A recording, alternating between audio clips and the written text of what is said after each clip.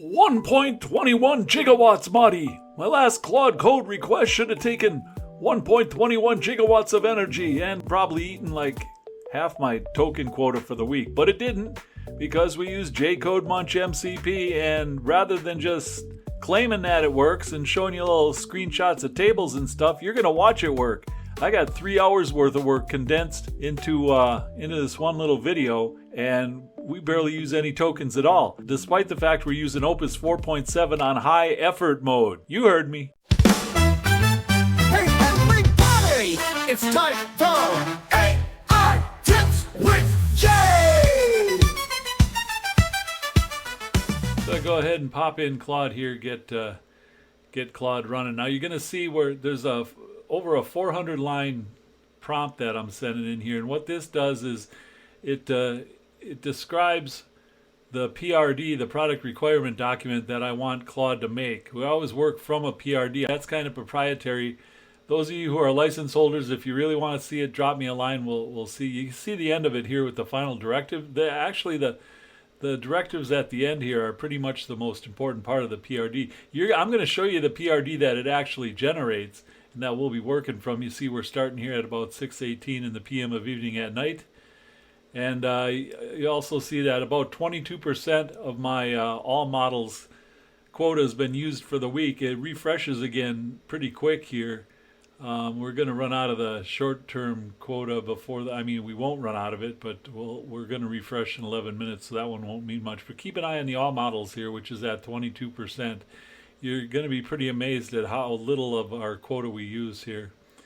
So it's still cranking away at the PRD. You see the way the time is fast forwarding there. For the most part, I'm trying to keep this all as one consistent screenshot. I'll cut away for different stuff. But the only changes I'm going to make is you're going to see it speed up from time to time. Here's the PRD it came up with. You see it's got phases A, B, and C, 30-point plan of attack. Each one of these is broken down really nicely. The PRD is pretty detailed.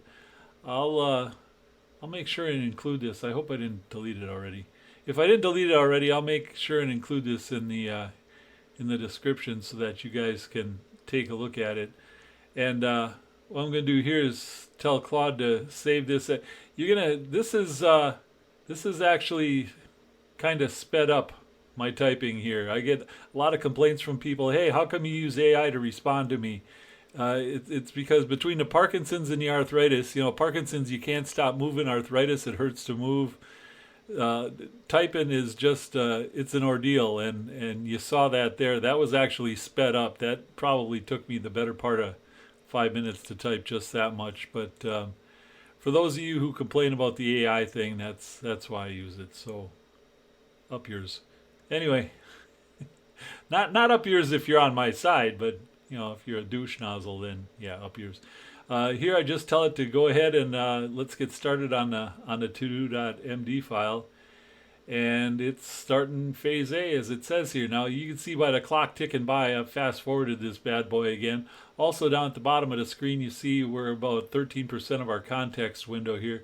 That's pretty important too. When you remember those 30 points of action that the PRD had, when you see how very little of the context actually gets used up in hammering out each of those items, we're at 15% here. You're going to be, if you're not amazed, I don't know what the heck is going to amaze you at this point, because we are, I keep saying we're sipping tokens. We're not even sipping tokens. We're kind of spraying the mist of tokens near our face and going, we're not even getting a drop out of the hose here. 17% we're at already up at step 8 of phase A, step 9 of phase A. This whole first phase thing here took better part of an hour. I gotta think it's like 55 minutes. Claude's always hitting you up with these, hey, you sure you want to do this? Yes, I'm always sure I want to do this. Sometimes I know you could do the YOLO mode and you could get by without having to keep answering Claude. Look at there, 18%, and we're done with all our visible steps of A. Yeah, we got 12 and 13 left to go. I don't do the YOLO mode because sometimes it does pop up with a, hey, you sure you want to do this? I'm like, hell no, I don't want to do that. And I don't want to take a chance on missing any of those because that could hose up a lot of stuff. Our current session here, you see we used about, well, the top one resets, so that 4% doesn't mean much, but we're at 23%. Used what we were at 22 before, so we used 8% of our usage here. We're at 18% in the context window. I am not going to reset or compact these the context window. We're going to use one context window, one session, without resetting, without compacting for the entire 3 hours. And if you don't believe me, try it yourself. We'll have all the details on how to do that. There's another one of those. Are you sure you want to do this? Yes, I want to do that, Claude. That's one of those things I wish I could. Do you want to read from the? See, as far as, and that one looked like it asked the same damn question twice in a row, didn't it? Sometimes I think it does that. Kind of frustrating. But yeah, I think A13 is the last step of the A phase. We're at 20% of our context window. You can see the money I've saved since. Oh no, we're back here. See, Uncle Jay can't multitask, so I gotta film these ahead of time and then come back with the narration. So sometimes I'm a little surprised by what I did. Here, oh, I know. I was checking on to see whether or not it had actually pushed any of this stuff yet. Push bump, that's just me telling Claude, go ahead and push it out to GitHub and bump the version release. Here's everything it did, all spelled out for us in the table up above. And now it's actually gonna do the release out to GitHub for us. I hope this thing isn't flashing any of my. So, someone out there will let me know if I accidentally expose any of my GitHub credentials or anything in this. I don't think it did, but everybody's been pretty good about telling me when I screw up. You always count on your friends on the internet to let you know when you screw up. That's a nice thing about having. Oh, here you see the actions. There's part of my GitHub workflow. There's a series of 8 tests that just tests all the latest Linux and Windows environments to make sure there's not a problem. We get problems in there all the time.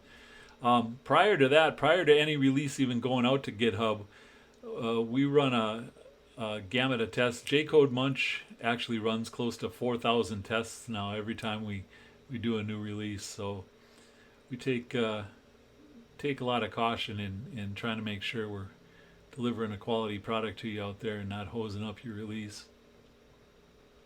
So now if I refresh this here, the release over on the right should show update. There it is. There we got we're finally into the version 1s for our jDataMunch-MCP, which is, I didn't mention that earlier. We're working on the beefing up the jDataMunch-MCP. It was originally kind of an afterthought, just, hey, wouldn't it be nice if hour, you see there, we've been working an hour or so. jDataMunch-MCP early on was just, gosh, it'd be nice if we could handle spreadsheets with this. And we tried to roll the spreadsheets into jCodeMunch and then jDocMunch. It just turned out to be a better fit to give it its own environment, and I'm glad I did.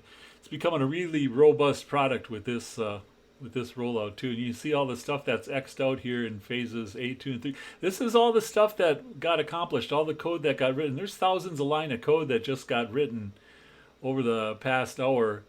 And as you saw, we only used, you start out using about 8% of your context window, and then now you see the context window hammering away because we're fast forwarding big time through phase B here, the second portion of this.